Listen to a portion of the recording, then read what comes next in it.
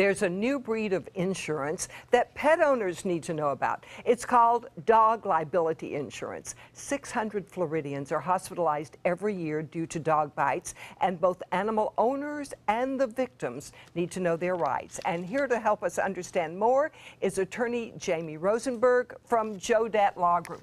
Oh, Jamie, did I need you? I came home from work one day in Atlanta. There was a guy on a bicycle there, and he said, "Your dog bit me." And I said, "The law says my dog has one free bite." And he said, "Lady, I'm the district attorney. I know what the law says." Where did you hear that? I've never heard that. No? That must be the law in Atlanta, I think. The district attorney had never heard of it either. So That's interesting. That's hilarious. That's a new one. I didn't think you'd know the difference. You should have said he did bite you. You imagined it. I would have thought of that next. Did your dog really bite him? He did. He did. Was he bleeding? He was bleeding. So Well, what was he should trying to I break have into your done? house? I was done. This guy knew all the laws, but what does the law say? This is What a are our very interesting liabilities? situation. I can't speak for Atlanta or Oh, Georgia. that's okay. I only have dogs in Florida now. Okay, Yeah, good. tell us what Florida law says. You got to make sure if your dog injures somebody, I mean, and hopefully that doesn't happen, but you have to make sure that you're covered through your homeowner's insurance policy. And if you're okay. not sure, contact your carrier and see if you do. Well, what if a dog bites you?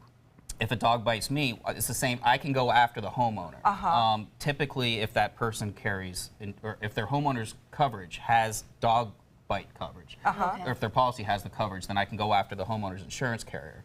I'm still going after the person who owns the dog, but their insurance company protects them from any sort of damages. But so you're going after them to pay your medical bills, or I mean, Everything, what's your medical Okay. bills, your pain and suffering, Okay. any Wow. out-of-pocket losses you might have, which would include lost wages, prescriptions, everything. Oh, Does wow. that matter if the dog, let's say, got out and injury didn't occur on the property? That's actually a really good question.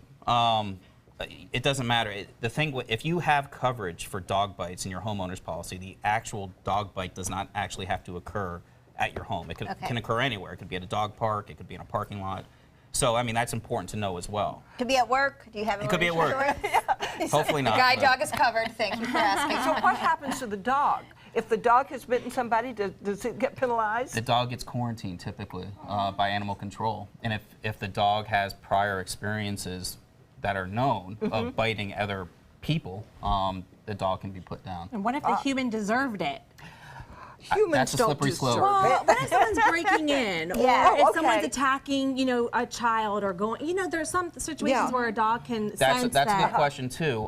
There has to be negligence on the dog owner in some way. So Gotcha. if somebody's breaking into your house and your dog bites that person, typically you're not going to be held responsible because you weren't negligent. Okay. But if you're out taking your dog on a walk and you take the leash off and he Yeah. bites somebody, that's Yeah. different. Gotcha. Obviously. Yeah, we've had in Sun Circle Park, we've had one dog that has attacked other dogs and killed one, but the dog's still around. Isn't there a law against that? Yeah, you that's have to report it surprising. to animal control. I I mean, see. when dogs bite other dogs, that's an issue as well, and that's something that they can be quarantined for. Now, what if my homeowner's policy does not cover dog bites? What do I do? There is a secondary market for dog bite liability coverages. So you can get dog insurance You separate. can get dog insurance separately.